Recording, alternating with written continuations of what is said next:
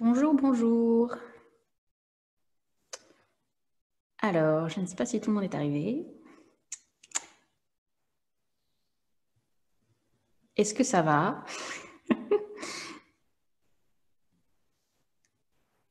Je vais attendre juste. Super, merci.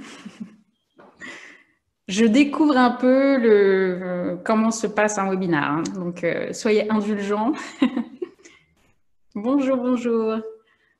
Et en plus de chez moi, évidemment, donc pas l'idéal. Pour vous dire, j'ai ma chaise qui grince un peu. Pas une connexion Internet de dingo non plus, donc j'espère que ça va marcher tout le long.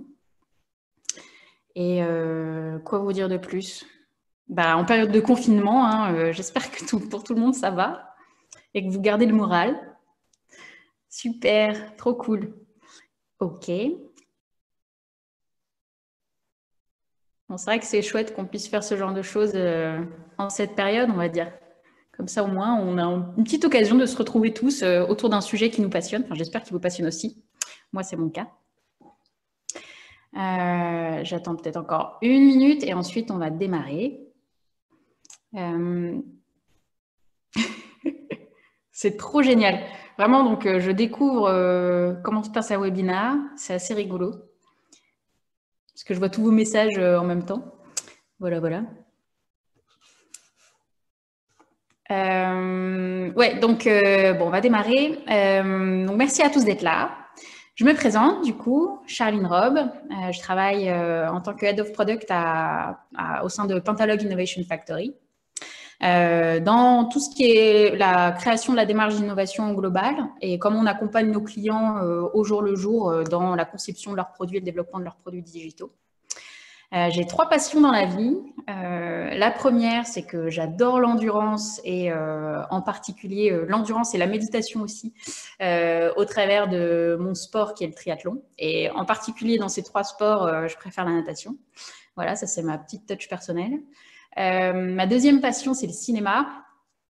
J'adore le cinéma et l'émotion que ça procure et j'utilise beaucoup le cinéma comme parallèle un peu dans tout mon métier au quotidien et le product management.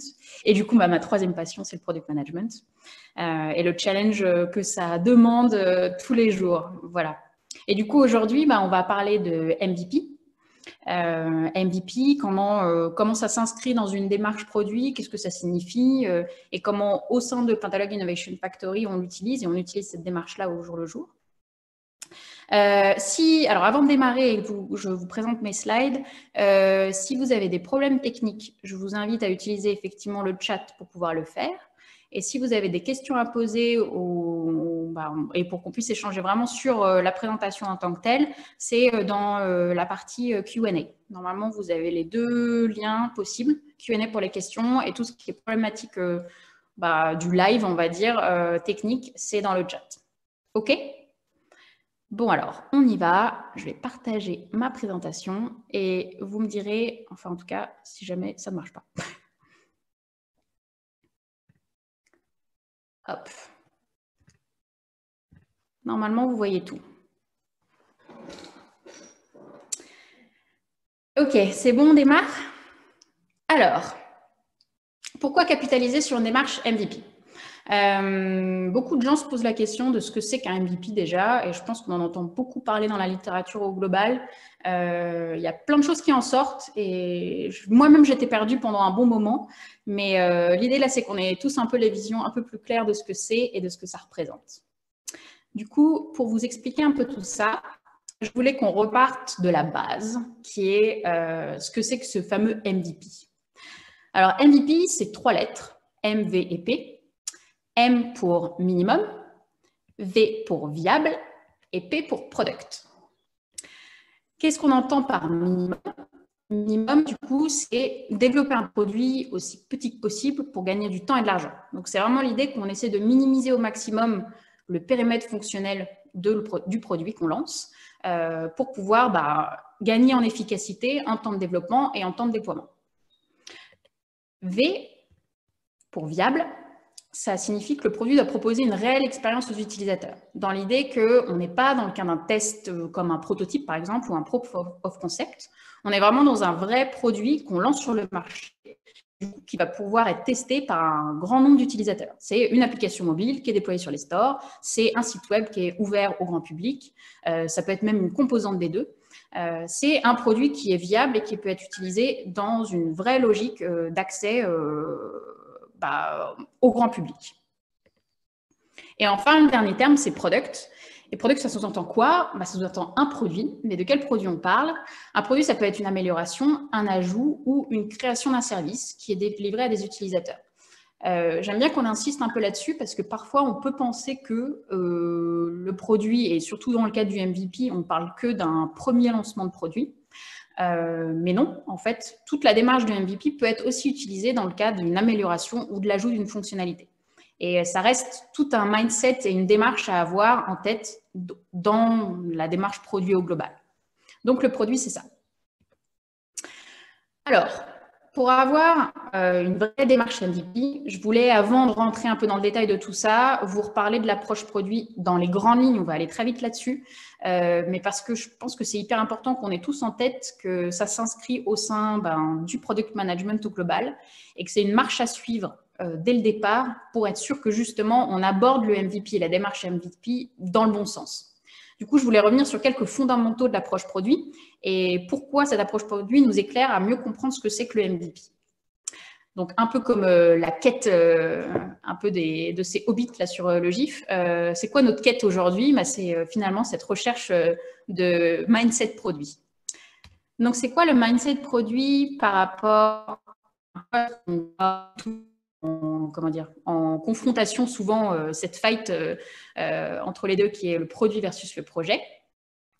Un projet, j'aime bien le rappeler, que c'est avec un focus qui est très axé sur 3 choses, donc un planning, des délais et un budget. C'est-à-dire que du coup, pour être sûr qu'on délivre correctement un budget et qu'on considère que le budget est arrivé à son succès, c'est qu'on doit avoir validé, d'avoir livré dans les temps, avec dans le délai imparti, le périmètre imparti et donc dans le budget. Là, on est hyper content, on est axé projet. Pour un produit, l'objectif, il est un peu différent. C'est qu'on cherche à vraiment répondre à la problématique de nos utilisateurs. Et du coup, ça veut dire que forcément, dans les 3 autres objectifs qu'on avait côté projet, c'est-à-dire le délai, le planning et le budget, forcément, ça va devoir un peu impacter les 3. Et il y a une des 3 composantes qui ne pourra pas coexister. On va devoir jouer un peu sur le périmètre, on va devoir jouer un petit peu sur les délais. Forcément, du coup, on ne peut pas tout avoir de fixe. Et du coup, la logique produit, c'est toujours se dire, il faut que je sache, il faut que je puisse répondre systématiquement à la problématique de mes utilisateurs. C'est ça mon main focus. Dans le product management, on sait que le product management comme discipline, c'est être au croisement de 3 disciplines, le design, la tech et le business. Ça, c'est vu et revu et je pense que vous le savez tous. Et pourquoi c'est important là, dans le cadre de la démarche MVP? C'est parce que ça explique le pourquoi. Au sein de cette démarche, il faut qu'on ait bien en tête ces 3 composantes et qu'on réfléchisse à la fois aux contraintes, aux problématiques et aux avantages de travailler sur ces 3 composantes-là dès l'instant où on démarre même, ne serait-ce qu'une première version et un MVP.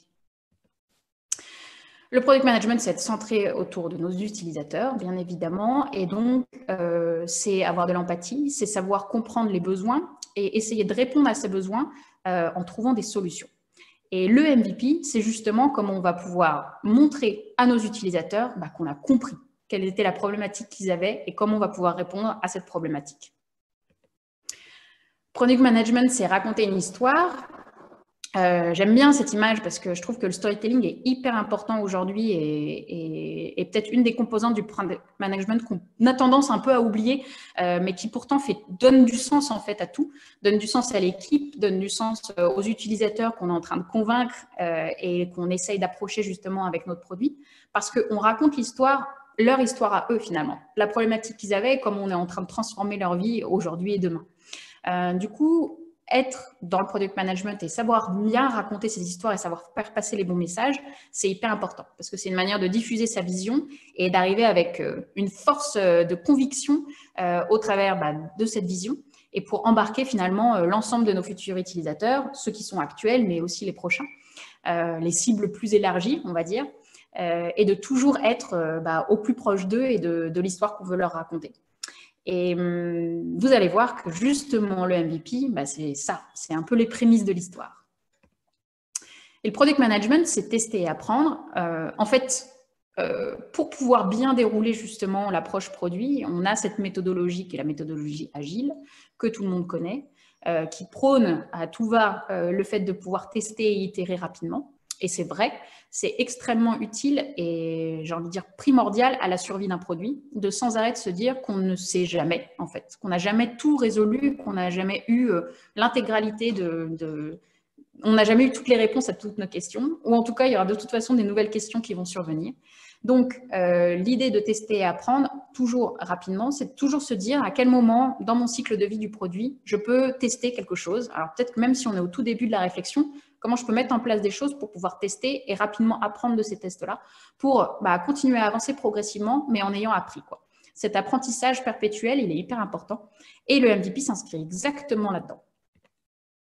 Donc, si on regarde bien, un MVP, c'est un peu 3 grands axes qu'on vient de voir en présentant un peu globalement le product management. C'est 1, s'assurer qu'on répond au mieux aux besoins et problématiques de nos utilisateurs. On est user-centric. 2, c'est qu'il faut qu'on teste et on apprenne vite. Et justement, le MVP va permettre de tester et d'apprendre vite. Et 3, c'est que parce qu'on écrit un produit, parce qu'on livre un produit à des utilisateurs, on raconte une histoire. Et donc, c'est comment on commence à raconter une histoire grâce au MVP. Alors, j'aimerais bien vous présenter une définition du MVP, en fait 3 définitions de MVP, un peu différentes de juste les 3 mots déclinés comme on l'a fait juste tout à l'heure. Donc la première, c'est celle-ci. Un MVP, autrement dit, c'est un produit minimum viable qui est la plus petite release produit qui atteint avec succès les résultats souhaités. Pourquoi c'est important de voir le MVP de cette façon? C'est qu'on attache beaucoup d'importance à la notion de résultat et du coup d'être focus sur ces fameux outcomes. C'est-à-dire qu'on est moins dans la logique de se dire finalement qu'est-ce que je vais mettre dans le MVP, etc. C'est pas ça qui est le plus important au départ. Le plus important au départ, c'est de se dire mon MVP, il est censé mesurer finalement le succès de mon produit, ou en tout cas du démarrage de mon produit. Est-ce que je vais être correctement juste par rapport aux besoins de mes utilisateurs? Et du coup, le résultat souhaité, c'est ça, c'est qu'est-ce que souhaitent mes utilisateurs au final. Donc, MVP, c'est être focus sur la finalité, et donc l'objectif final, plus que sur le comment, et comment tout ce qu'on va mettre dedans. Ça, c'est dans un second temps. Hop. Seconde définition, ou une autre manière de voir, c'est qu'un MVP, c'est un produit minimum viable qui est aussi la plus petite chose qu'on peut créer ou faire pour prouver ou réfuter une hypothèse. Toujours dans cette logique de on teste et on apprend vite, donc le test and learn perpétuel. Et donc le MVP, ça sert à ça. C'est je vais pouvoir créer quelque chose assez rapidement et je vais pouvoir valider aussi assez rapidement que ça marche ou pas. Mais c'est ça tout l'objectif du MVP. Et j'ai envie de dire, c'est ça toute étape en fait, du cycle de vie de produit est de toute façon une étape de preuve ou d'invalidation, on va dire, de ce qu'on a imaginé à ce moment-là.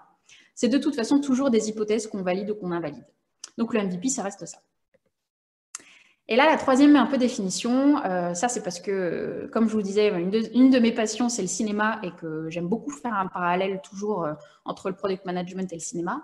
Et je trouve que le MVP, justement, ça peut être très bien vu comme un peu le pilote d'une série. Je ne sais pas si vous voyez ce que c'est que le pilote. C'est en général un premier épisode qui a été produit pour une série, dans l'idée d'une série, justement, pour essayer d'aller convaincre les chaînes de télévision, d'aller convaincre tout un panel de futurs spectateurs. Et en général, le pilote, quand il sort, tout le reste de la série n'a pas été fait. Elle n'a pas été tournée, elle n'a même pas été complètement écrite. L'idée du pilote, c'est vraiment de valider un peu l'histoire, le contexte, les personnages. Est-ce que la mayonnaise prend en fait avec les spectateurs et est-ce qu'ils ont envie de savoir la suite? Et du coup, le MVP, c'est exactement ça. Comment je vais pouvoir tester un peu que la mayonnaise va prendre finalement avec mes utilisateurs. Donc, c'est comme le pilote de mon produit. Et souvent, quand un pilote d'épisode de série sort, je crois qu'il y a une statistique qui provient de Variety qui dit que seulement 1/3 des pilotes sortent effectivement après en véritable série. Donc, ça prouve toute l'importance de cette démarche, de se dire, si j'investis dans un premier pilote, c'est pour être sûr que ensuite ma série sera viable, au lieu de directement produire l'ensemble des épisodes d'une série et de me rendre compte qu'à la fin, en fait, au moment où je la diffuse, que le premier épisode, personne ne regarde et personne est happé et personne ne va suivre l'intégralité des épisodes pour la suite, quoi. Donc, c'est un énorme gain en termes de production, là pour le coup, parce que du coup, on a juste réalisé un premier épisode. Et d'un autre côté, s'il marche, on est certain ensuite que la suite des épisodes qu'on va produire, ils auront leur public. Ou en tout cas, on est un peu plus sûr qu'ils auront leur public. Voilà. Donc, pour moi, un MVP, c'est un peu ça. C'est notre épisode pilote de produit. Alors, comment on peut essayer de décrire les avantages du MVP? J'en ai plusieurs, du coup, à vous lister. Et je vais commencer par le premier. Donc, c'est celui-là. Un MVP permet d'être focus sur la proposition de valeur. Pourquoi focus? Parce que souvent, quand on imagine du coup un produit, on va penser à plein de choses. On va penser à plein de fonctionnalités, on va essayer de rêver un peu parce qu'on est au démarrage et qu'on est un peu foufou et qu'on pense avoir trouvé la bonne idée et du coup comment on va bien définir notre produit avec plein de choses super cool. Donc on est un peu dans l'idéation et l'idéalisation aussi de beaucoup de choses au sein du produit. Mais la démarche MVP, comme elle impose justement une restriction, puisqu'on est dans un cadre minimum, forcément, on est obligé de faire des choix. Et du coup, dans ces choix-là, on va obligatoirement essayer de se focaliser sur la vraie proposition de valeur de notre produit et qu'est-ce qu'on cherche à prouver et qu'est-ce qu'on cherche à apporter à nos utilisateurs demain. Et donc, on va enlever un peu tout le superflu, on va enlever toutes ces petites fonctionnalités qui peuvent nous paraître demain hyper chouettes, mais sur le démarrage, qui vont peut-être polluer un peu le message et qui vont défocuser l'ensemble des utilisateurs qui vont tester le produit de la vraie valeur, quelque part. Et pourquoi c'est d'autant plus important? C'est que produire un produit simple, justement, au départ, et pas une multitude de fonctionnalités non nécessaires, ça permet de mettre en valeur la réelle fonctionnalité, le réel besoin de nos utilisateurs et ce qu'on cherche à tester véritablement. Et ce qu'on a vu juste par rapport à la problématique qu'ils avaient et la solution qu'on leur apporte. Le deuxième avantage, c'est que du coup, comme on est centré sur la proposition de valeur, c'est une manière d'autant plus marquer la distinction qu'on va faire de notre produit par rapport aux produits concurrents. Puisque du coup, forcément, c'est la proposition de valeur qui permet de mettre et de distinguer du coup notre produit des produits concurrents. Donc du coup, en restant focus là-dessus, on est sûr qu'on va taper juste sur « Ok, je ne suis pas en train de juste recréer plein d'autres fonctionnalités qui pourraient faire penser aussi à ce que fait la concurrence. Non, non, non. Là, je reste focalisé sur ma vraie proposition de valeur différenciante. » Et le troisième point, c'est que ça donne du sens. Donner du sens justement en se focalisant sur cette proposition de valeur, c'est qu'on montre qu'on a compris le message que nos utilisateurs nous ont communiqué ou qu'on souhaitait communiquer à nos utilisateurs et on cherche à les accrocher. Et c'est un peu cette histoire qu'on commence à raconter, c'est-à-dire que du coup, on essaye de les teaser un peu sur la suite du produit qui va arriver et la suite de ses évolutions, tout en donnant vraiment le cœur de l'histoire, le cœur un peu de l'intrigue, quoi. Voilà, on donne du sens tout de suite. Et je ne sais pas si ça vous est déjà arrivé, mais très certainement, parce que moi, ça m'arrive encore très, très, très souvent. Il y a des multitudes d'apps qui sortent aujourd'hui, des multitudes de sites. Enfin bref, on est inondé par des applications. Rien que hier, là, je testais ce nouveau truc, je ne me rappelle plus du nom, mais pour essayer de faire la fête chez soi, justement en étant confiné. En fait, il y a plein de choses qui sortent tout le temps. Et la première chose qu'on fait quand on est utilisateur, c'est qu'on télécharge l'application, on l'ouvre, on teste pendant 5, 10, 15 secondes. Franchement, pas plus. Honnêtement, le cerveau humain, il a cette capacité à défocuser très rapidement dès qu'il ne comprend pas. Et justement, si on ne comprend pas, qu'est-ce qui se passe? On se retrouve à, au mieux, ne plus réutiliser l'application ou, au pire, carrément désinstaller l'application de son téléphone. Parce qu'à un moment donné, on manque de place.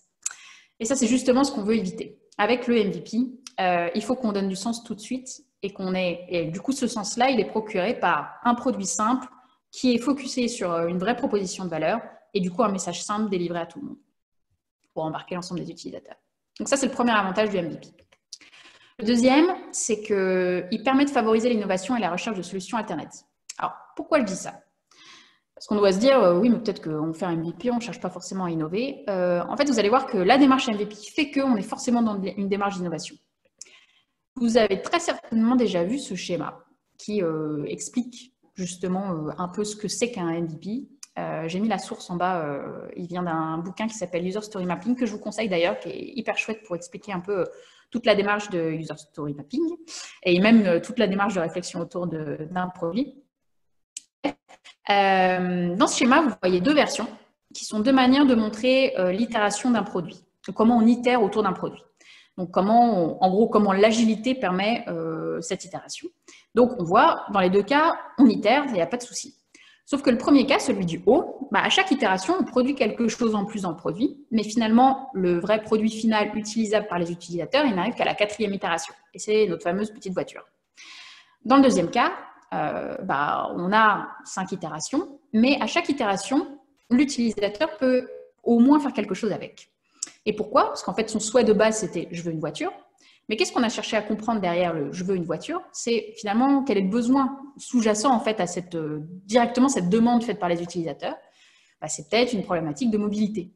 Et donc, si on travaille dans une logique plus MVP, justement, où on produit un minimum, mais qui atteint directement le besoin utilisateur, peut-être qu'une première itération, c'est ce fameux petit skateboard.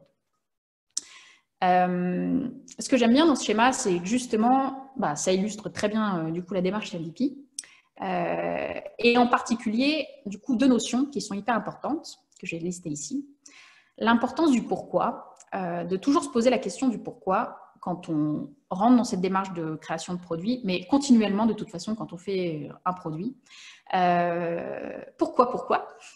Parce qu'en fait, vous allez voir, et vous le vivez certainement, tout ce qui est demande extérieure, que ça provienne du coup de vos utilisateurs actuels, de vos futurs utilisateurs, de, je sais pas, une partie de l'équipe qui travaille avec vous, tout le monde vient avec des idées et surtout des solutions, en fait.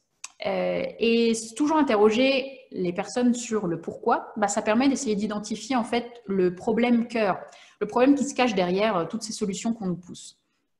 Au tout début, quand je commençais à travailler dans le product management, et je me disais, ouais, je dois être à fond dans justement comprendre les besoins des utilisateurs et entendre les utilisateurs et avoir de l'empathie pour eux et du coup prendre leurs besoins. Et voilà. Donc, du coup, ce que je faisais, c'est que tout ce qu'on me demandait, donc d'un point de vue utilisateur, pof, je le récupérais, je le mettais dans le produit. Parce que je me suis rendu compte que ça ne marchait pas du tout comme ça.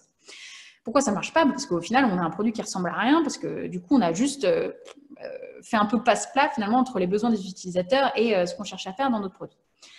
Par contre, quand on commence à réfléchir en se disant « oui, mais pourquoi lui, il me dit ça ?» et finalement, quel est son besoin derrière? Quelle est sa problématique? En creusant, peut-être que plusieurs propositions proposées par différents utilisateurs, à la fin, ça aboutit à une même problématique. Et c'est cette recherche de sens et de problématiques de fond qui permet de ne pas se planter dans l'analyse du départ et dans justement quelle est la proposition de valeur et qu'est-ce qu'on va vouloir pousser au sein de notre MVP. Parce que sinon, on risque d'être un peu trop haut niveau finalement et d'adresser à côté, quelque part. Donc, la notion de pourquoi, elle est hyper importante parce qu'elle va nous permettre justement, comme dans le cas de l'image précédente, de pouvoir proposer un petit skateboard et pas directement de se dire ouais, il veut une voiture, donc je vais devoir faire toutes les itérations possibles pour lui proposer une voiture, mais j'aurai pas de solution avant. En fait, si, il y a plein d'autres solutions. C'est juste qu'il faut bien avoir identifié la problématique de départ pour pouvoir justement proposer des solutions. Donc, c'est cette importance de comprendre le pourquoi pour avoir des idées de solutions et notamment des idées de solutions qui seront intégrées dans un MVP. Et du coup, favoriser l'innovation parce que forcément, face à une problématique comme celle-ci, donc mon client veut une voiture et je vais vouloir faire une voiture, mais pour l'instant, je veux tester la problématique et le besoin qui est, ils veulent se déplacer, donc on va proposer une première chose qui est un skateboard. Arriver de je veux une voiture à la proposition d'un skateboard, forcément, c'est une première démarche un peu d'innovation et de créativité pour trouver des nouvelles solutions. Et ça, c'est faire confiance et rendre autonome l'équipe dans la recherche de solutions. Toute l'équipe qui travaille autour du produit. Et j'aime beaucoup m'inspirer de Ed Catmull, qui est un des fondateurs de Pixar, qui raconte dans son livre, et je vous ai mis la source là, juste en bas sur ce slide, qui raconte dans son livre Creativity Inc., comment il a instauré justement la créativité et l'innovation au sein des équipes au travers, même si tout le monde vient de profils différents et ont des profils différents et des expertises différentes, comment on crée et génère cette innovation et cette créativité au jour le jour dans le travail au quotidien. Et donc, c'est hyper important parce que c'est une démarche hyper importante parce que justement, le MVP, c'est trouver des solutions. Vu qu'on ne va pas développer un truc qui va être le produit qui tient compte de l'ensemble des fonctionnalités qu'on voulait mettre au départ, on va faire des choix fonctionnels, mais pas que. On ne peut pas se dire, OK, je vais prendre toute ma roadmap et tout mon backlog que j'avais imaginé, et puis je vais cutter au premier tiers. On va me dire que ça va être ça qui est le plus important, en gros, le top des fonctionnalités, puis directement, je vais les implémenter. Non, parfois ça ne marche pas comme ça parce qu'on se rend compte que toutes ces fonctionnalités-là sont quand même dures à implémenter. Donc, on est obligé de trouver des solutions alternatives pour se dire, on reste dans cette logique MVP, je veux juste tester que le besoin est là. Donc, je n'aurai peut-être pas la fonctionnalité qui marche, en tout cas qui marche telle qu'elle a été prévue dans le design et dans le produit, mais il faut que je trouve une autre manière de la présenter, ou en tout cas une autre manière de présenter le besoin qui est associé. Et donc, c'est comme ça. C'est via justement cette question de pourquoi et comment, du coup, toute l'équipe réfléchit et devient créative dans la recherche de solutions. Et au sein de Pentalog Innovation Factory, on travaille beaucoup sur comment constituer ces product teams qui sont composés de diverses expertises, des personnes de l'équipe technique, des designers et product owners ou product managers, pour arriver à tous les trois, plus avec les utilisateurs, plus avec nos clients, faire un vrai jus de cerveau et essayer de trouver les meilleures solutions. Un MVP, ça permet de gagner du temps et de l'argent. Ça, j'aurais peut-être dû le mettre en premier, parce que je pense que c'est peut-être le truc qui est un des plus gros avantages.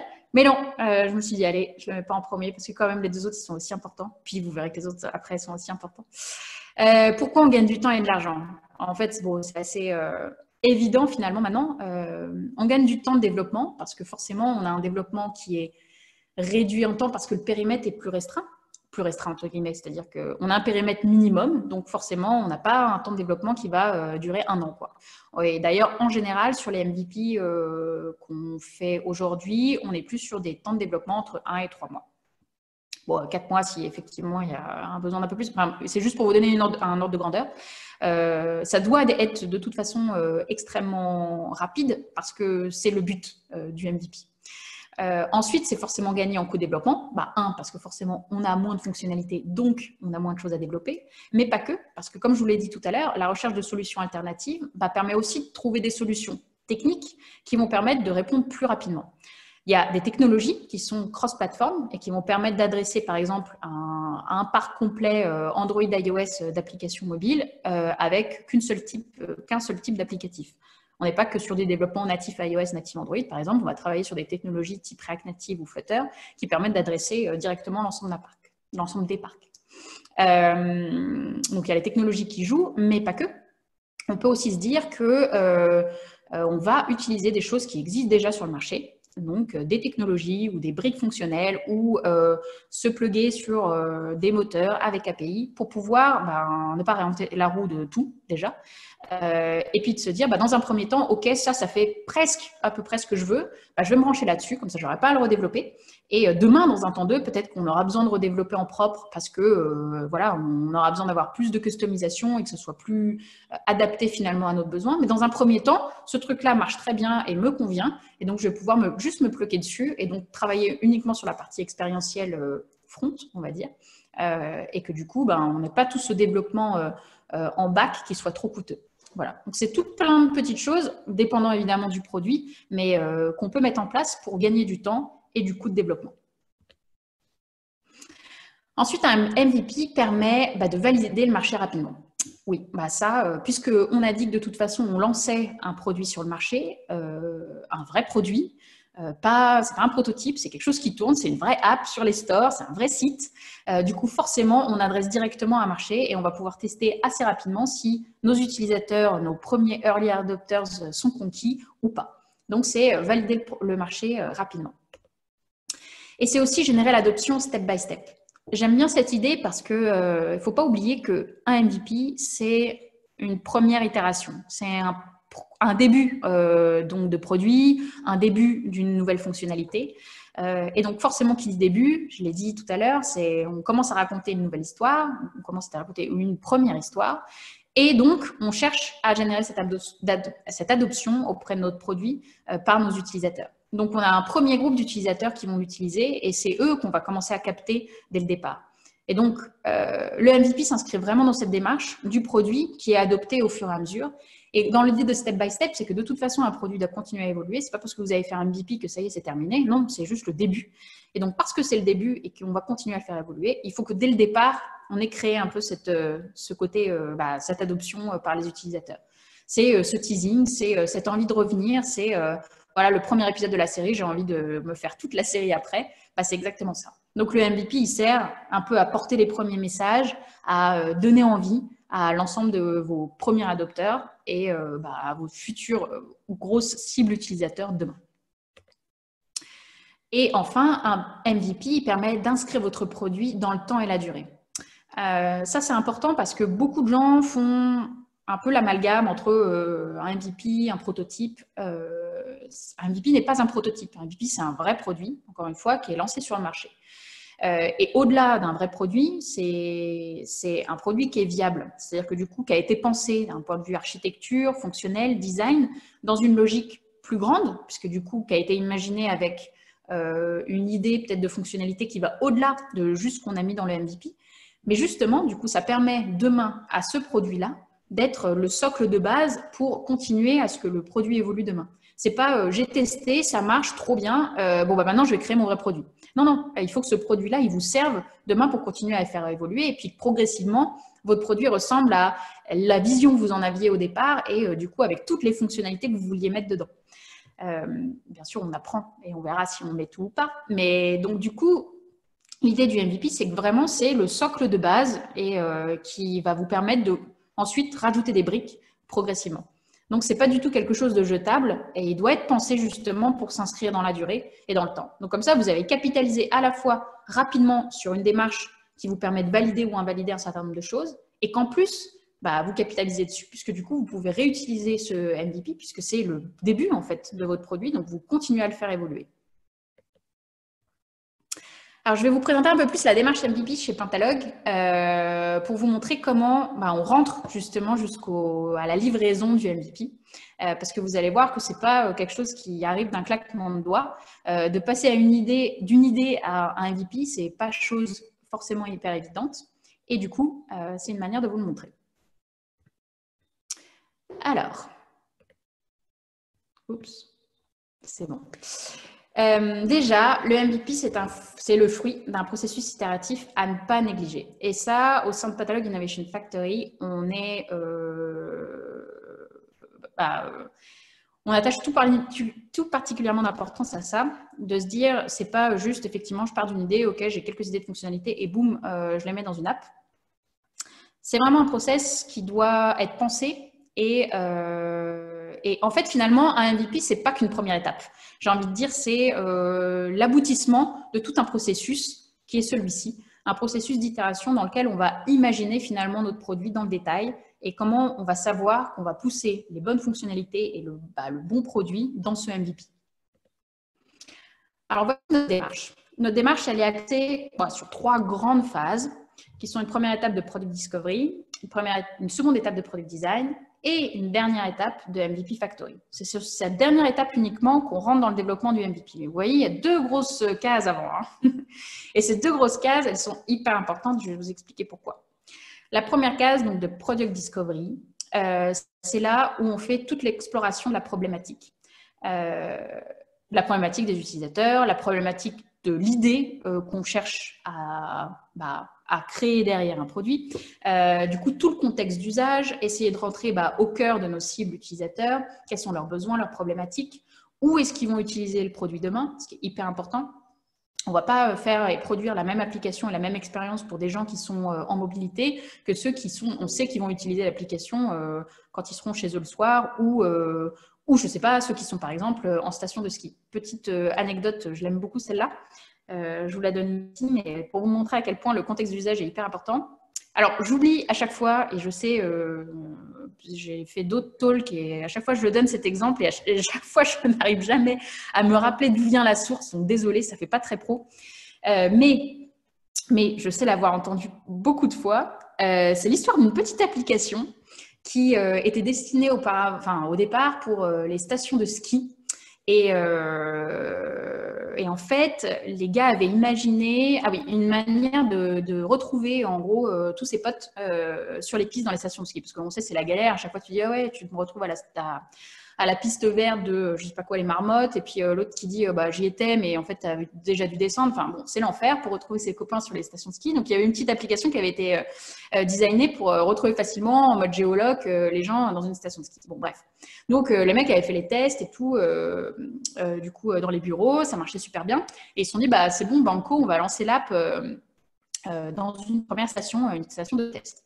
Et puis, ils commencent à analyser les données et ils se disent, mais c'est bizarre quand même, je comprends pas comment les gars, ils utilisent l'application. On a l'impression qu'ils tapent complètement à côté, quoi. Ils voient pas les boutons, qu'est-ce qui se passe et tout. Et donc, en gros, ils voyaient vraiment que les boutons étaient mal utilisés, ou en tout cas, que les gens tapaient un peu au mauvais endroit, quoi. Donc, ils se sont dit, c'est vraiment bizarre, bon, bah, on va aller voir ce qui se passe sur place. Et donc, ils sont allés regarder en live comment ça se passait dans les stations de ski. Et ce qu'ils ont remarqué, c'est que bah, on est en station de ski. Qui dit station de ski dit qu'il fait froid. Et s'il fait froid, ben, on a des gants ou des moufles. Et donc, on a la flemme de les enlever parce que sinon, on va avoir froid aux doigts. Et donc, qu'est-ce qu'ils faisaient les gens avec leur téléphone et l'application? Bah, ils tapaient en fait avec le nez. Et donc, la contexte d'usage qui modifie clairement l'expérience et les besoins des utilisateurs à ce moment-là, et de se dire, bah oui, en fait, il faut vraiment qu'on se dise que c'est pas une app qu'on destine uniquement à mon usage dans mon salon. Non, ça va être une app qui sera utilisée dans un endroit où il fait froid. Et j'ai peut-être d'autres choses à imaginer et d'autres choses à proposer du coup pour mes utilisateurs à ce moment-là. Bref, petite anecdote, mais qui montre toute l'importance du contexte d'usage. Et aujourd'hui, par exemple, on est en train de travailler sur un applicatif digital pour une chaîne de restaurants. Et ben, ouais, exactement, nez gros bouton. Et on travaille sur un applicatif pour une chaîne de restaurants. Et on a passé plusieurs services du midi à regarder comment ça se passait réellement, parce qu'il y avait tout plein de choses en fait à identifier dans l'expérience que vivent les gens aujourd'hui, avant de leur pousser réellement à un nouveau service, quoi. Comment ça se passe en cuisine, comment sont les informations qui sont échangées entre les serveurs, les cuisiniers, quels sont les points de blocage finalement entre toi qui es à ta table à attendre ton plat et puis le serveur qui va te donner un truc, puis après qui va dire un truc à un autre serveur. Enfin bref, il y avait plein de choses à observer qu'on n'observe pas quand on est usager, enfin utilisateur du restaurant classique, quoi. Moi en général quand j'y vais c'est juste pour passer un bon moment avec des amis, je ne m'amuse pas à regarder tout ce qui se passe. Là du coup j'étais vraiment dans ce contexte-là et c'est assez drôle de voir à quel point c'est révélateur de choses qui vont permettre justement de pousser des éléments et de répondre à certaines problématiques en gros pour les utilisateurs.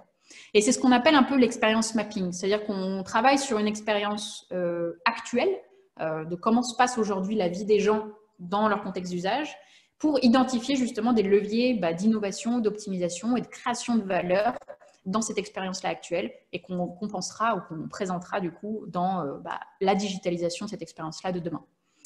Donc l'expérience, la partie Product Discovery est hyper importante pour ça parce que c'est une manière pour nous de rentrer clairement dans tout le contexte d'usage, de comprendre tous nos utilisateurs et de se dire finalement, j'ai vu ça, je sais qu'il se passe ça à côté, comment on va pouvoir proposer la meilleure expérience demain et quelle va être notre proposition de valeur et notre vision. Une fois qu'on a tout ça, qu'on a posé notre vision, qu'on identifie un peu nos grands objectifs dans la roadmap, on n'a pas défini encore le comment là. Du coup, on est vraiment dans les objectifs de notre produit, ce qu'on cherche à faire, le message qu'on veut passer, notre why. Et on rentre dans une deuxième phase, qui est la phase de product design, où là, l'objectif, c'est vraiment de rentrer dans le détail du design de notre produit. Et donc, qui dit rentrer dans les détails du design de notre produit, c'est travailler sur les fonctionnalités, les parcours, l'architecture technique. Quand je dis design, je parle vraiment design au global, c'est-à-dire pas juste le travail des designers, hein. C'est le travail des product owners, product managers, des product designers et de l'équipe technique, parce que c'est aussi du design de travailler sur l'architecture technique. Donc, le product design, c'est vraiment designer tout le produit dans son ensemble, selon ces trois axes qu'on rappelle du product management. Et au sein de toute cette phase de product design, on passe par des étapes de tests qui sont hyper importantes pour valider ou invalider sans arrêt, en fait, tout en continu, du coup, un certain nombre de choses. Est-ce que telle fonctionnalité, on doit la présenter comme ci ou comme ça? Est-ce que tel parcours, il est correct? Est-ce que j'ai pas oublié, par exemple, une étape dans mon parcours? Donc, tout ça est hyper important pour, avant même de commencer le développement du MVP, qu'on ait validé un certain nombre de choses. Donc, vous voyez, en fait, même si on parle de MVP comme étant le minimum product qu'on livre, ce n'est qu'un aboutissement déjà tout un process d'itération, de test et de validation de plein d'hypothèses. Et qui n'est possible que si on fait correctement une phase de product discovery, parce qu'au moins on est sûr de qui on s'adresse, comment on s'adresse, à qui on s'adresse, du contexte d'usage, du domaine, du besoin business. Dans la part de product design, on va vraiment travailler sur la définition de la solution. Et donc, du coup, c'est là où l'innovation prend toute son ampleur parce qu'on va réfléchir à plein de solutions différentes pour aborder la problématique.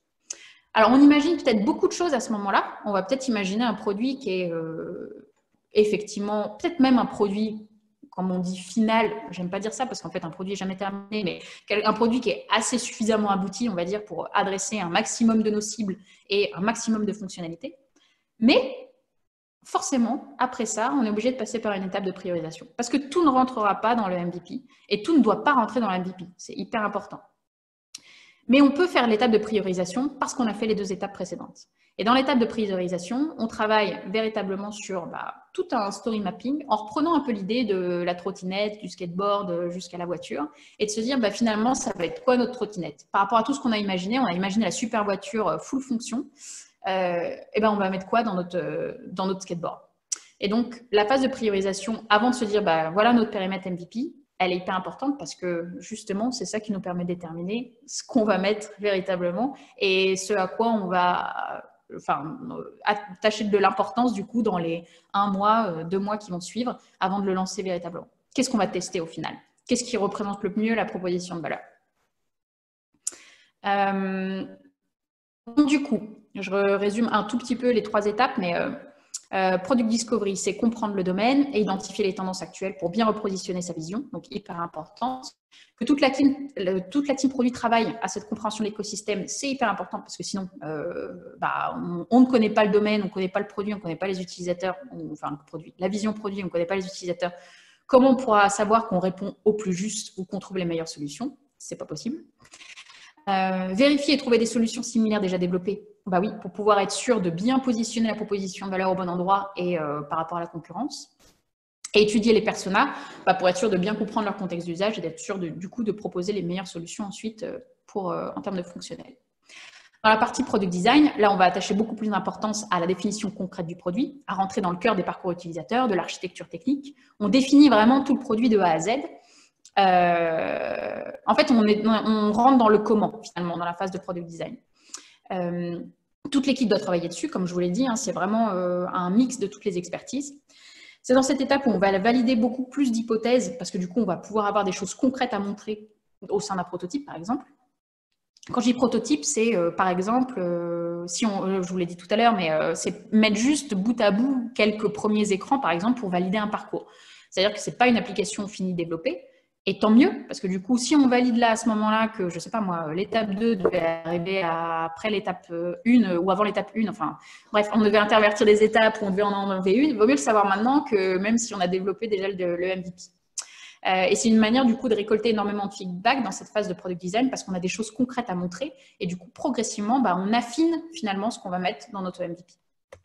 Et du coup, la dernière étape, qui est celle vraiment de réalisation du MVP, là, on livre une version du produit avec toutes les fonctionnalités nécessaires pour tester le marché et du coup pour ouvrir notre application sur le marché. On aura optimisé le temps et le budget du time to market, forcément, puisqu'on aura limité le périmètre et on se sera focalisé sur vraiment le plus important. On va pouvoir vérifier rapidement la faisabilité du produit sur le marché et valider encore une fois l'ensemble de nos hypothèses. Et comme je vous disais, on livre un socle solide pour continuer à faire évoluer le produit. Ça, c'est peut-être le point le plus important quelque part, parce que c'est pas à jeter, c'est pas un prototype, c'est pas juste un petit test. C'est un test, oui, mais qui s'inscrit déjà à la fin d'un long processus itératif et qui va permettre de continuer à évoluer par la suite. Bon, mais alors, après notre MVP, on fait quoi? Parce que, comme vous le savez, c'est que le début. Oui, le MVP, c'est que le début de l'histoire de votre produit. Donc, ne nous arrêtons pas là, surtout pas, et surtout, itérons assez rapidement. J'ai essayé juste d'identifier 2 gros cas, parce que je pense qu'il y a plein de sous-cas, mais on peut identifier 2 gros cas quand on a livré notre premier MVP. C'est qu'un, on se rend compte finalement que le MVP ne fonctionne pas. Ça veut dire quoi un MVP qui ne fonctionne pas? Juste, vous n'avez pas d'utilisateur. Ouais, ça, c'est assez révélateur. J'ai pas d'usage, où les gens se plaignent, ou j'ai des très mauvais feedback. En gros, le lancement de votre MVP sur le marché a montré que votre produit, finalement, il ne correspond pas à la problématique de vos utilisateurs. Donc là, vous vous dites, ok, bah c'est un petit peu dommage du coup d'avoir fait tout ça pour finalement que ça ne marche pas. Moi, j'ai envie de vous dire, bah, tant mieux en fait. Tant mieux qu'on s'en rende compte maintenant. Parce que si on avait voulu développer tout ce qu'on avait imaginé en phase de product design, par exemple, ou tout ce que vous aviez en tête au départ sur bah, voilà, ce super produit que vous aviez imaginé, si on avait passé beaucoup plus de temps en développement et qu'on se rende compte à la fin de ce temps-là que ça ne marche effectivement pas, on serait encore plus embêté. Donc finalement, tant mieux. Et c'est là tout l'objectif d'un MVP, c'est que si vous deviez échouer, il vaut mieux le faire le plus rapidement possible. Et le MVP sert à ça aussi. Encore une fois, de toute façon, toute étape d'itération qui permet de tester un certain nombre de choses autour de votre produit, et le MVP en fait partie, bah, vous permet d'être plus confiant sur la suite ou d'arrêter suffisamment à temps. Donc ça, c'est le cas numéro 1. On va dire que ça ne marche pas. Cas numéro 2, on n'est plus content. Ça marche. Le MVP fonctionne. Ah, bon, bah, c'est cool. On est content. Et là, qu'est-ce qu'on se dit? On ne s'arrête surtout pas. On ne se dit pas, bon, bah, chouette, et c'est cool, j'ai des premiers utilisateurs ou j'ai suffisamment d'utilisateurs, ils utilisent mon produit, je suis content, voilà, je vais pouvoir me reposer un peu. Alors, bah, non, le faites pas trop vite. Il faut tout de suite analyser comment les utilisateurs utilisent votre produit, comment est-ce que le produit correspond réellement à leurs attentes ou pas. Est-ce qu'ils rencontrent quelques difficultés sur une fonctionnalité en particulier, sur une étape d'un parcours, peut-être? Parce que ça ne veut pas dire qu'ils utilisent qu'il n'y a pas du tout de difficulté dans l'application. Quand je dis application, c'est encore une fois app mobile ou site web. Quelles évolutions ils souhaitent voir arriver ensuite? Parce que forcément, dès qu'on commence à avoir quelque chose, on a envie de savoir quelle est la suite, on a envie de plus, on a toujours envie de plus. Quels sont peut-être les nouveaux leviers de monétisation à identifier? En fait, on regarde comment il est utilisé et on continue à apprendre. Et en fait, votre MVP, c'est vraiment une autre manière d'en apprendre encore un maximum parce que pour le coup, là, il est livré et il est disponible à l'ensemble des utilisateurs que vous vouliez adresser. Il est ouvert, donc tout le monde peut l'avoir. Et donc, c'est un gage une manière en tout cas de récolter des feedbacks encore plus concrètes que tous les process qu'on avait avant. De toute façon, au fur et à mesure, ça se concrétise et au fur et à mesure, ça devient de plus en plus on devient de plus en plus serein dans notre produit. Et le MVP sert à ça. Donc, mon MVP fonctionne, j'analyse un peu tout et j'apprends. Et j'apprends quoi et j'analyse quoi? Pour déjà, savoir quelles vont être les prochaines fonctionnalités que je vais pouvoir prioriser. Parce que vous vous rappelez, on a peut-être imaginé plein de choses, on a peut-être beaucoup de choses dans notre roadmap, on a designé le produit idéal, mais dans le MVP, on n'en a mis qu'une toute petite partie. Et on avait en tête, peut-être après, d'aller dans le développement de telle fonctionnalité, puis telle autre fonctionnalité. Ça, c'était notre postulat de base. Mais là, avec l'usage qui est fait du MVP, peut-être que justement, ça va nous amener à reprioriser un peu différemment, parce que les besoins sont peut-être un peu différents. Il y a peut-être des choses qu'il va falloir redesigner aussi, parce que peut-être qu'elles ne marchent pas exactement comme on l'avait imaginé, ou qu'il y a quelques petites difficultés dans le parcours. Donc ça aussi, c'est un super moyen d'observer ce qui se passe pour redesigner et puis relancer des phases de design. On va peut-être identifier que finalement, il y a d'autres leviers de monétisation auxquels on n'avait pas pensé. Des fonctionnalités qui sont hyper primordiales et sur lesquelles on pourrait capitaliser justement dans un business model qui peut-être n'a pas encore été hyper étudié au départ et qu'on peut, ou en tout cas qu'on peut modifier parce qu'on se rend compte de choses là une fois que c'est lancé sur le terrain. Ça permet peut-être aussi d'ajuster notre perception et la proposition de valeur par rapport justement aux concurrents. On va certainement avoir des nouvelles opportunités fonctionnelles non imaginées et ça de toute façon dans le cycle de vie d'un produit c'est toujours le cas. Nos utilisateurs sont les premiers à remonter des choses et à remonter des besoins et c'est par ces besoins-là qu'on imagine des nouvelles opportunités fonctionnelles.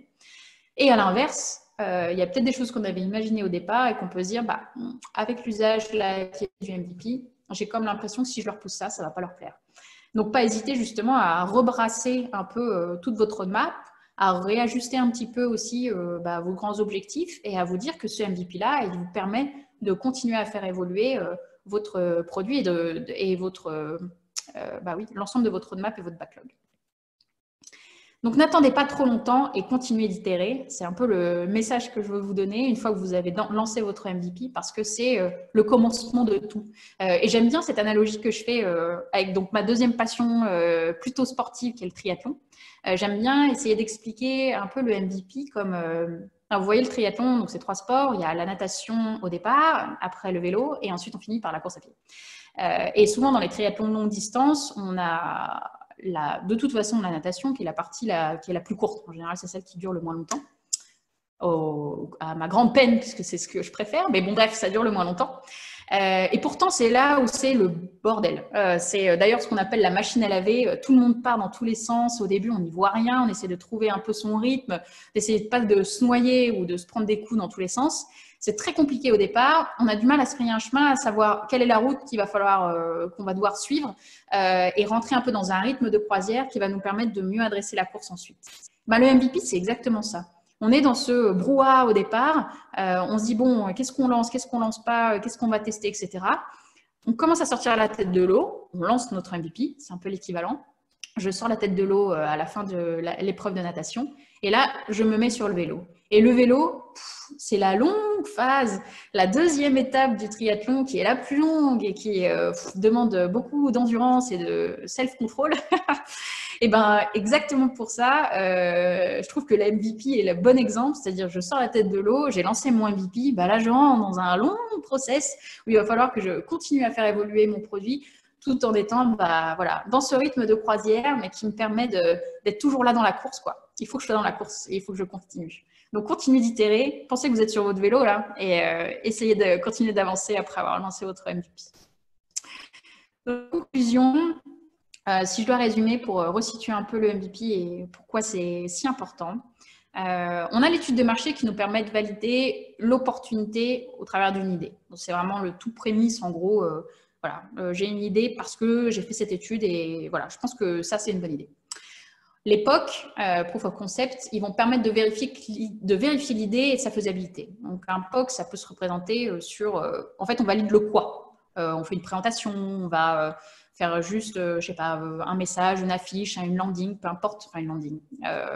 Quelques messages, en fait, affichés, c'est juste le quoi, finalement, de notre produit. On valide que le quoi. Le prototype, il permet de concrétiser l'idée, le quoi, par des exemples un peu plus concrets. Donc, on rentre un peu plus dans le détail du comment. On va pousser quelques maquettes, on va pousser quelques exemples fonctionnels, mais c'est rien de vrai derrière. Donc, il n'y aura pas de vraies données, il n'y aura pas de vrai usage, quoi. Et bien, le MVP, c'est un peu l'aboutissement de tout ce processus-là, parce qu'il fournit une valeur immédiate à vos utilisateurs, tout en minimisant le temps et le budget. Et c'est vraiment tester la viabilité de votre produit de demain. Donc, si j'ai un conseil à vous donner, think MVP. N'oubliez pas de penser MVP. En fait, pour moi, c'est même un mindset global. Le product management est un mindset et la pensée MVP, c'est le mindset du produit, quoi. Parce que c'est sans arrêt de se dire comment je vais pouvoir tester rapidement des choses, mais tout au long du cycle de vie d'un produit, ce n'est pas juste au démarrage et au lancement d'un premier produit. Ça peut être à chaque fois où vous voulez tester une nouvelle fonctionnalité. Vous avez une hypothèse à valider sur un nouveau module, sur peut-être une nouvelle ligne produit. Peu importe. C'est une méthode de vie, en fait. Et une méthode de vie pour votre produit digital, mais peut-être aussi globalement pour d'autres produits et puis pour votre vie au quotidien. Voilà. Merci beaucoup. Est-ce que vous avez des questions? Je vous invite à le faire sur le petit chat questions-réponses. J'espère que la présentation vous a plu, que ça vous a éclairé, en tout cas dans la démarche. Alors, OK. Donc, première question de Yvan. Salut Yvan. Comment faire un MVP en B2B? Le client fait un cahier des charges dont il attend un résultat final. Ouais. C'est dans le cas où, par exemple, vous avez déjà un produit B2B ou pas du tout. Non, c'est premier lancement de produit. Faire un MVP en B2B. En fait, dans ces cas-là, bon, il y a une part d'évangélisation de la démarche de toute façon, d'expliquer pourquoi on ne livre pas tout dès le départ. Et je pense qu'il faut s'appuyer sur les premiers préceptes et les premières idées que j'ai données au départ de la présentation, qui sont viser la simplicité au départ, fait que pour l'adoption de ces utilisateurs à votre fameux client B2B, c'est quand même plus simple de se dire je vais fournir un nouveau service et donc un nouvel applicatif. Et du coup, y aller étape par étape, ça participe aussi au change management. Parce que souvent, un applicatif B2B, c'est un usage au quotidien. On est pressés par plein d'idées, effectivement, de besoins fonctionnels que nos clients, du coup, vont avoir. Mais de se dire, OK, bah, si on se focalise sur peut-être les pain points les plus importants au départ, pour au moins tester que ceux-là, on les fait bien, bah déjà, on va, simplifier l'onboarding de nos utilisateurs qui, de toute façon, seront des utilisateurs qui auront besoin d'utiliser le produit tous les jours. Parce que, du coup, en général, un service B2B, c'est plutôt des applicatifs métiers. Et du coup, il y a un usage qui est très, très récurrent. Donc, comment on y va étape par étape pour pas trop brusquer aussi l'usage de nos utilisateurs demain et éviter les formations à rallonge où tu dois expliquer l'intégralité justement d'un service applicatif parce qu'il y a trop de fonctionnalités dedans. Donc, je trouve en termes de simplification de l'onboarding des utilisateurs du client B2B, c'est quand même beaucoup plus simple. C'est à ça de valoriser ça, d'expliquer que du coup, il y a un time to market qui est réduit et du coup, un premier applicatif qui va sortir beaucoup plus rapidement que si il fallait développer l'intégralité du cahier des charges. Et d'expliquer que d'y aller de manière itérative, bah, c'est toujours capitaliser sur la version précédente. Donc, j'ai lancé un premier MVP, donc j'ai lancer les 2-3 fonctionnalités les plus importantes. Elles marchent ou elles ne marchent pas. Si elles ne marchent pas, bah, je peux directement ajuster mon tir au lieu d'avoir un truc qui est beaucoup trop gros et du coup qui soit trop complexe à modifier aussi dans la durée. Bonjour Naïla. Est-ce que faire une landing page avant d'avoir un échantillon d'utilisateurs est une bonne stratégie? Oui.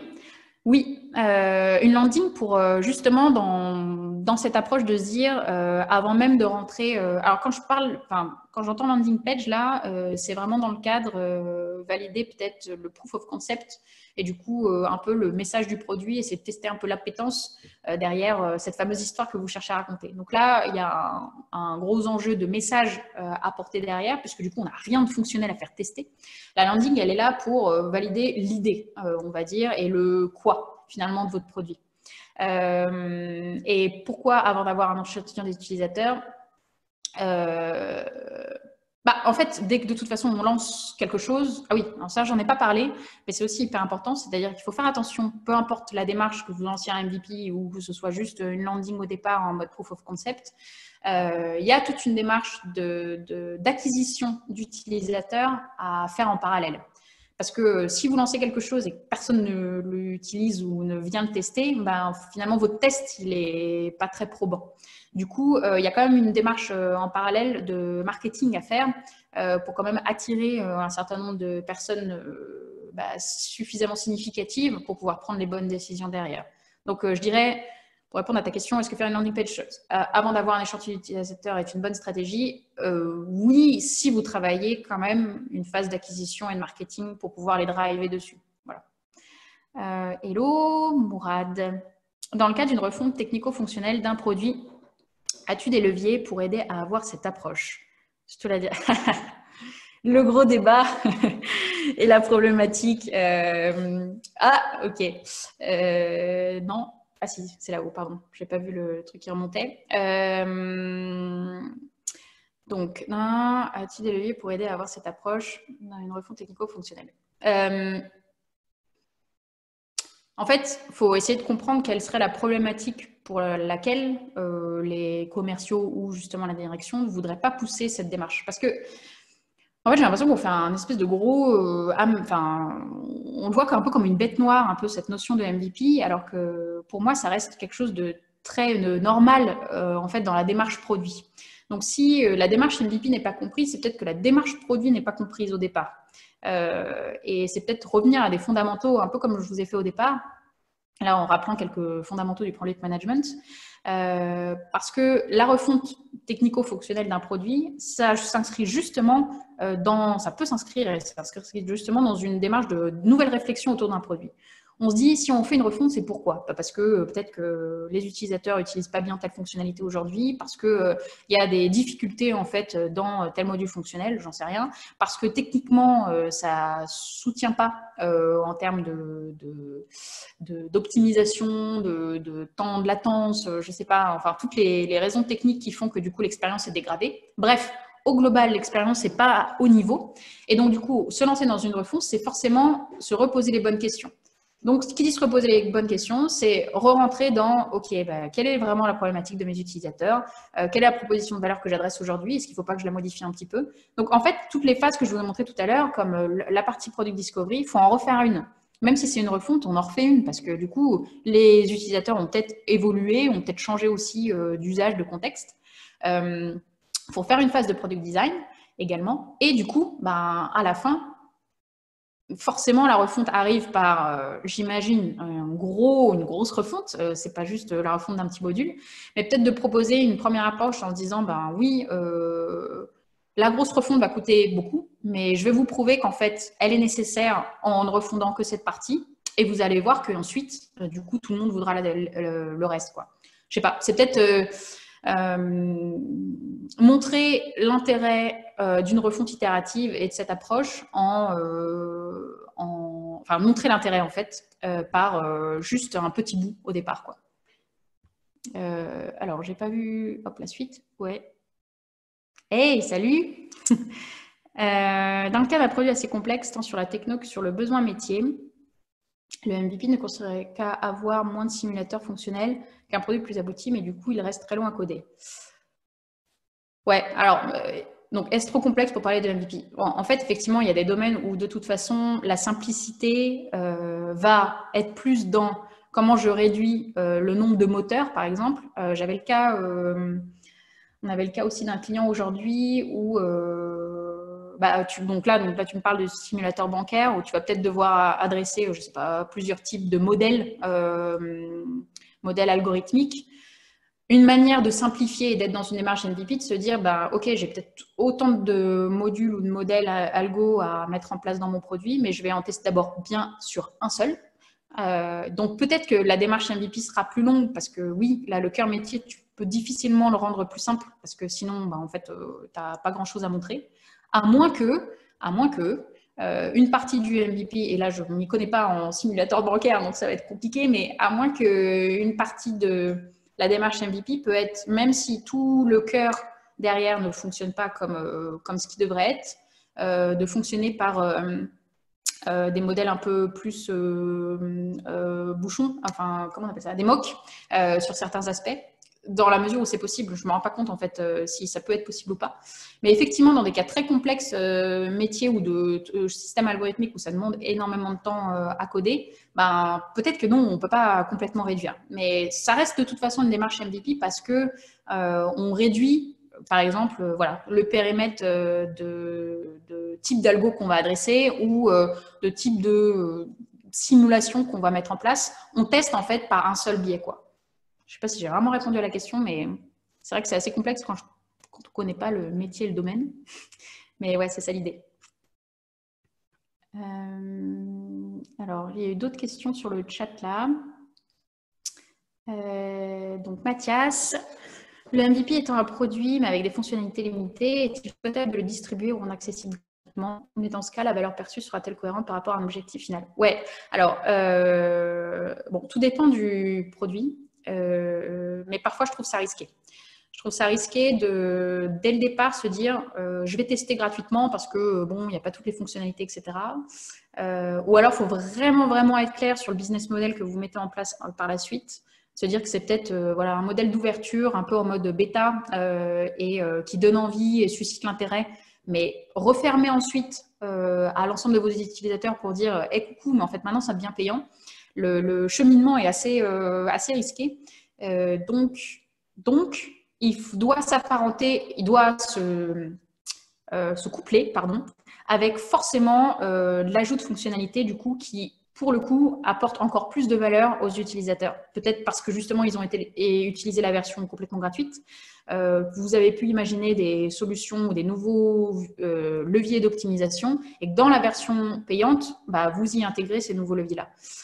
Parce que attention avec un peu la déception qu'on peut générer entre un nouveau produit qui est hyper cool, qui marche super bien et que tout le monde a gratuitement et de le basculer en payant. Du coup, même dans une démarche de MVP, on peut très bien imaginer un business model avec de la monétisation sur une partie, toute ou partie du produit. Je ne vois pas d'inconvénient à ça. Justement parce que sinon, après, c'est trop risqué. Bertie, salut. Comment préserver l'agilité et le MVP au sein des équipes face aux attentes deadline clients? De rien. Ouais, c'est compliqué. C'est toujours compliqué ça. En fait, de toute façon, ça vient d'une problématique de base hein, qui est le désalignement entre quel est ce qu'attendent les clients et ce qu'on appelle cette attente deadline client avec toute la démarche produit. C'est un combat sans fin hein, d'essayer de montrer pourquoi oui, on peut faire avec. En fait, moi, ce que je dis en général, c'est on sait qu'il y a de toute façon des besoins stratégiques business en termes de deadline et en termes même d'un minimum d'objectifs fonctionnels. Du coup, c'est là où c'est hyper important de jouer avec cette notion de pourquoi et cette notion d'innovation et de créativité. C'est même si on a une contrainte forte de deadline, comment l'agilité, la démarche MVP, mais en fait qui cache finalement toute cette démarche produit autour de ce fameux pourquoi, compréhension de la problématique, comment je vais trouver des solutions qui vont permettre vont permettre d'adresser une solution à cet instant T de deadline, qui sera peut-être pas la solution imaginée par le client au départ, mais qui va au moins répondre à sa problématique sur le moment.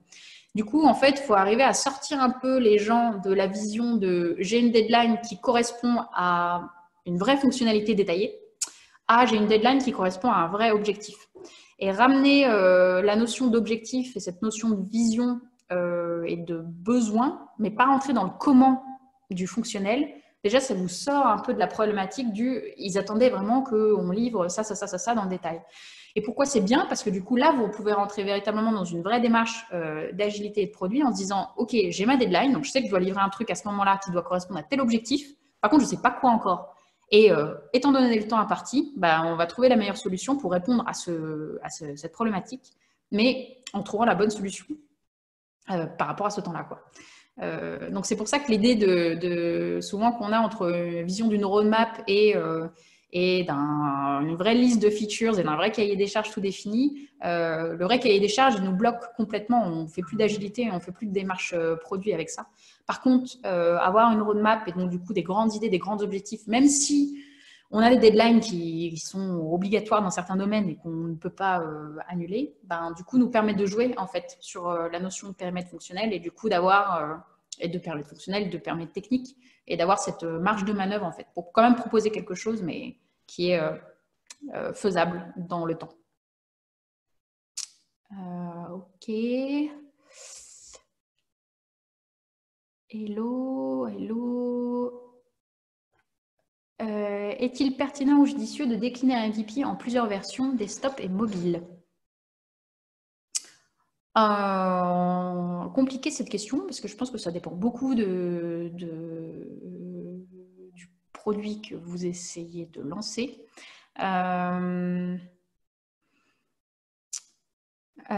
Si un élément hyper important de la proposition de valeur, c'est justement une expérience multiplateforme, j'ai envie de dire oui. J'ai envie de dire oui, il faut à tout prix le lancer dans les deux cas. J'ai un exemple, par exemple, avant de travailler au sein de la direction de l'innovation Pentalog, là, je travaillais à Canal+, et du coup sur tous les applicatifs MyCanal, etc., que vous utilisez, j'espère, certainement en ce moment, puisqu'avec le confinement, on ne fait plus que ça. Donc MyCanal ou Netflix, hein, c'est pareil. Et quand on réfléchissait, par exemple, à des fonctionnalités de type la reprise de lecture ou ce genre de choses, avoir une démarche MVP de se dire je vais un peu tester rapidement justement si j'ai de l'appétence pour ce truc-là, mais qui en fait est clairement une fonctionnalité qui se décline parce qu'il y a du cross-platform, parce que je commence sur mon mobile et qu'ensuite je vais finir sur ma télé ou que je vais finir sur mon desktop. Oui, là il y a un intérêt à le faire. Mais sinon, je ne suis pas sûre qu'il y ait un intérêt à le faire dans tous les cas. Et choisissez bien justement le device de départ. Parce que parfois, on se dit toujours, hein, je vais tester sur une app mobile c'est le meilleur. Déjà, sachez que le développement d'une app mobile, c'est quand même beaucoup plus coûteux qu'un site web. Donc, dans une démarche de MVP, si vous voulez gagner du temps et de l'argent, peut-être qu'il y a une partie à tester d'abord sur le web et pas directement peut-être baisser dans le mobile. Par contre, si l'app mobile, le produit n'a d'intérêt parce qu'il est en mobilité, oui, il faut faire une app mobile. Voilà. Mais c'est plus réfléchir cœur produit. qu'est-ce que je veux tester vraiment? Est-ce que mon app mobile est nécessaire maintenant ou pas? Voilà. Et je pense que du coup, la différence est plus là, en fait. Alors, Mohamed, tac, question. Quelles sont les approches et ou les canaux que vous utilisez pour cibler la population d'utilisateurs d'un MVP afin d'attirer un maximum de personnes cibles?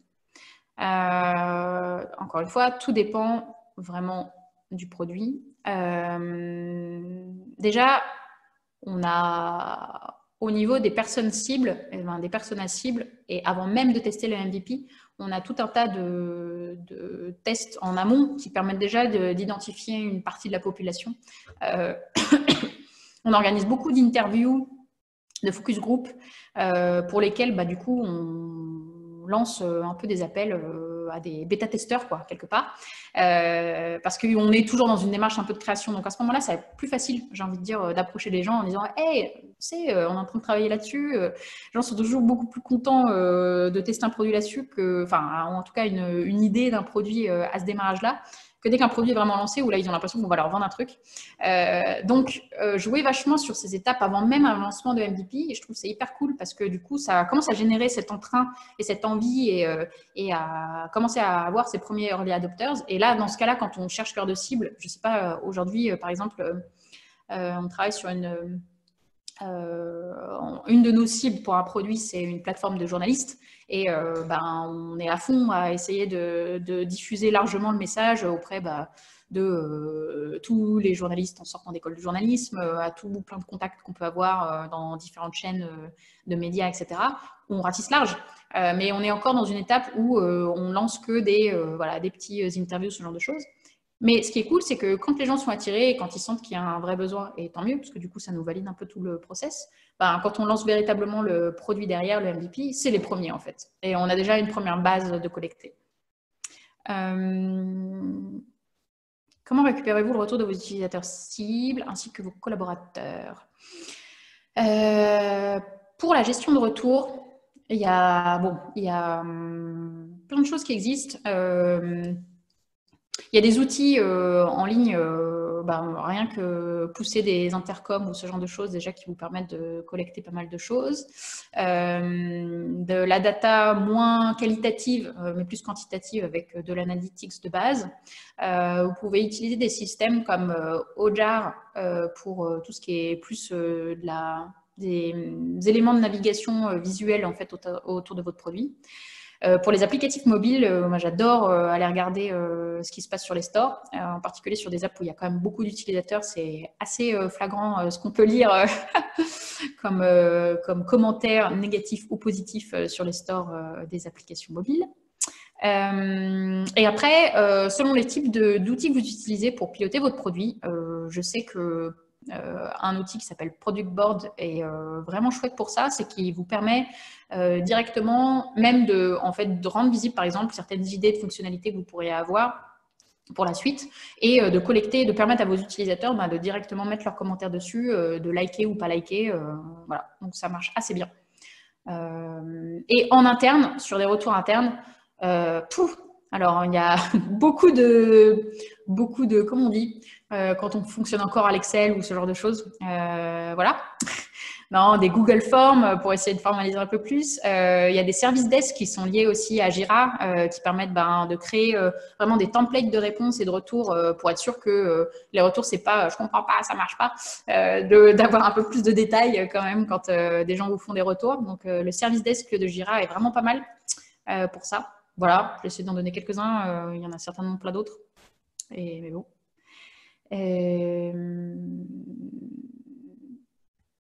Je crois que j'ai vu tout. Non, encore une petite question, oui.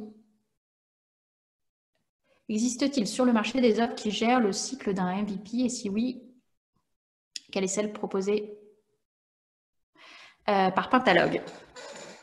Donc, des offres qui gèrent le cycle. Oui, exactement celle que je vous ai proposée à l'instant. Au sein de Pentalogue Innovation Factory, on traite justement tout le cycle de vie d'un produit depuis l'idée jusqu'au lancement d'un MVP. Et ensuite, une fois que le MVP est lancé, on est capable à la fois de travailler sur la partie scale de ce produit-là et sur la partie growth. Si on veut vraiment travailler main dans la main avec, on a une équipe qui fait du growth marketing, du growth hacking. Le scale, c'est comment, une fois que le MVP est testé, qu'on l'a testé rapidement, là, on veut justement adresser le produit de manière encore plus large, rajouter beaucoup plus de fonctionnalités, continuer à faire évoluer le produit rapidement et qu'il devienne the product méga gros.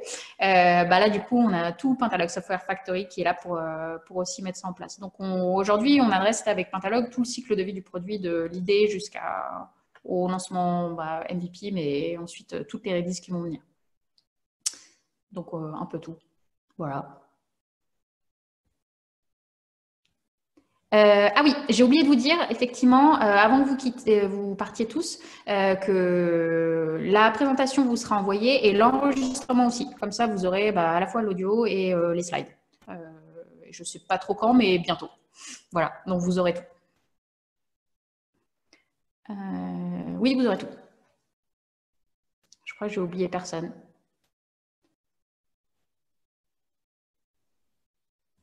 Voilà. Merci à tous. C'était hyper cool. Enfin, en tout cas, pour une première expérience pour moi, j'espère que ça vous a plu. J'étais hyper stressée au départ, mais en fait, je vois que tout se passe bien. Donc, à refaire. Et n'hésitez pas, si vous avez des questions ou envie d'échanger plus sur ce sujet, à me contacter. Vous pouvez me contacter sur LinkedIn directement. Et puis, à la prochaine pour un autre webinar. À très bientôt. Bonne continuation. Au revoir à tous.